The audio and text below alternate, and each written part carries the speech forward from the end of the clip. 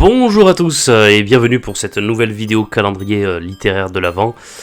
Il nous reste 6 jours. Il nous reste 6 jours pour ce calendrier littéraire de l'Avent. Et on approche petit à petit de la date fatidique donc du 24 décembre, mardi prochain, qui sera donc le tout dernier épisode de cette série qu'on a commencé il y a à peu près il y a 18 jours exactement, puisqu'on est aujourd'hui le 19 décembre. Et aujourd'hui je voulais vous parler d'un livre qui m'a été offert à Noël, puis d'un jeu de société en rapport avec ce livre. Le livre, c'est évidemment Harry Potter. Quelle foudre littéraire est tombée sur moi à ce moment-là. Je crois que c'est le livre que j'ai le plus relu dans ma vie. J'ai dû le relire franchement pas moins de 10 fois. C'est vraiment génial. Il y a tout que j'aime dans cette série. Il y a les personnages, il y a l'histoire, il y a à la fois qu'on soit dans un côté magique et à la fois un univers très réaliste avec des enfants qui vont en cours. On le voit beaucoup plus dans les livres, les enfants qui vont en cours, qui doivent suivre des cours d'histoire, de potions, de défense contre les forces du mal, de Quidditch. En même temps, ils doivent faire leurs devoirs, ils fêtent Noël. Donc en même temps, vous voyez cet univers très magique, cet univers inventé par J.K. Rowling, et en même temps, baigné dans un univers tout à fait réaliste, avec un ministère de la magie, mais qui est plus ou moins rattaché au gouvernement britannique, avec des pays qui se rapprochent au niveau des frontières. Tout a été pensé de manière cohérente.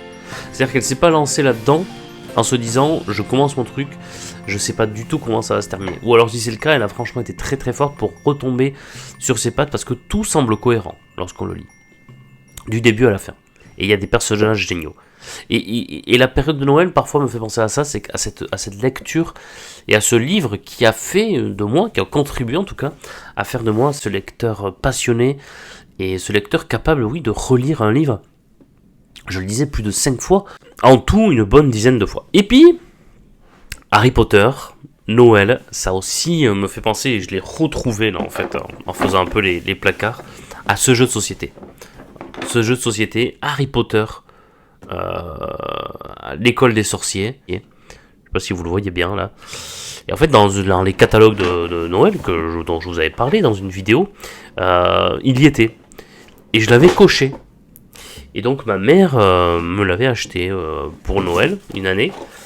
Le problème, et je m'en suis rendu compte très très vite, hein, le gros problème, c'est que je suis le seul lecteur d'Harry Potter. Voilà, donc ça a été compliqué de trouver des gens avec qui jouer. J'ai joué avec mes cousins, mais qui n'ont jamais lu Harry Potter de leur vie. Donc forcément, je gagnais tout le temps. C'est parti pour l'ouverture de la case, hein, la numéro 19.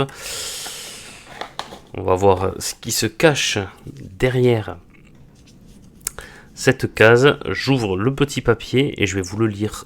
Découvrir la science-fiction. Ah, bonne question ça. Bonne question.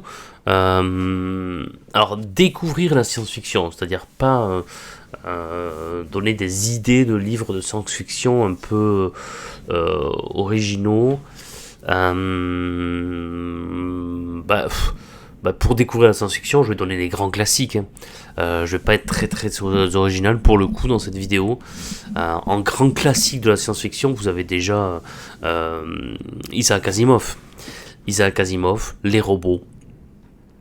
Vous avez plusieurs livres qui composent cette série, mais déjà le tout premier, avec plusieurs nouvelles qui montrent comment petit à petit l'humanité appréhende l'arrivée des robots dans leur univers. Et au début de simples domestiques, et petit à petit, ils vont occuper des postes de plus en plus importants, comme même le poste de policier. À un moment donné, c'est dans le 3e tome, et c'est vraiment super. Voilà, moi j'adore Isaac Asimov, j'adore cette série des robots, Fondation aussi, mais s'il fallait en choisir un, je dirais quand même les robots. Après, autre grand classique, les chroniques martiennes de Ray Bradbury. Avec cette découverte de cette planète, Mars, l'arrivée des premiers colons et la manière dont ça se passe. Autre grand classique aussi de la science-fiction, je dirais Ravage, de René Barjavel, avec d'un coup toutes les nouvelles technologies qui cessent, et l'humanité qui doit s'adapter à cette interruption vraiment de tout ce qui est lié au progrès technique. Et c'était une manière pour René Barjavel de montrer un peu son inquiétude et ses suspicions par rapport aux nouvelles technologies, par rapport au progrès technique.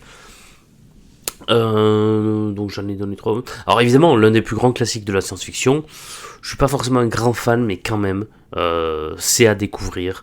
Ça permet de découvrir la science-fiction. C'est Dune de Frank Herbert, avec cette famille qui est victime d'un complot politique, et ce Paul Atreides qui va à travers ce peuple du désert essayer de trouver sa vengeance et de reprendre le pouvoir sur une planète sur laquelle vraiment il a été victime, lui et sa famille, d'un complot, écarté du pouvoir alors qu'ils ont été envoyés pour gérer cette planète a priori hostile, surnommée Dune, avec et voilà, bon. Moi j'avais quand même bien aimé le premier tome, après, j'étais pas forcément rentré dedans, et de manière générale, je trouve pas l'univers génial, voilà. Mais c'est vraiment tout à fait personnel, et je sais qu'il y a des grands fans de Dune, et je respecte cet amour et cette passion que vous pouvez avoir pour Dune, mais moi personnellement, c'est pas trop mon cas.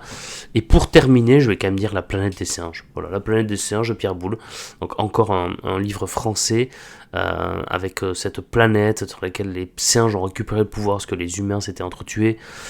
Et on va dire que ce livre se termine par un grand rebondissement, peut-être pas aussi retentissant que dans le film ensuite qui a été adapté à partir de ce livre, mais quand même, je trouve plus retentissant dans ce que ça représente, dans le message que ça renvoie. Pas dans l'apparence comme ça, mais dans le message que ça renvoie, je trouve que le retentissement final, le rebondissement de la conclusion est extraordinaire. Voilà, je trouve extraordinaire. Voilà, après j'aurais pu évidemment en citer d'autres, on peut citer Philippe Cadic, je peux citer Robert Sheckley, dont j'avais parlé dans une vidéo de bilan de cet été. Enfin, voilà, il y en a plein d'autres pour découvrir la science-fiction, mais déjà, les 5 que j'ai donnés, je trouve que c'est pas mal pour découvrir ce genre. Voilà, j'espère que cette vidéo vous a plu, comme d'habitude. On se retrouve demain matin pour une nouvelle vidéo calendrier de littéraire de l'Avent. En attendant, je vous souhaite une bonne journée. Prenez soin de vous, lisez des livres, et puis à très très bientôt pour de nouvelles aventures sur cette chaîne. C'est bientôt pour les vacances, j'imagine, pour beaucoup d'entre vous. Donc d'ici là, on aura le temps de se souhaiter bonnes vacances et surtout de très bonnes fêtes. On s'en approche de plus en plus, hein. On n'en est qu'à une semaine du jour fatidique, un peu moins d'une semaine maintenant, hein. On est à même pas 6 jours du jour de Noël, à 5 jours du jour du réveillon. On n'a jamais été aussi près, je le dirai tous les jours, mais c'est vrai. À demain, et lisez des livres surtout, c'est important. Et abonnez-vous si vous ne l'avez pas encore fait.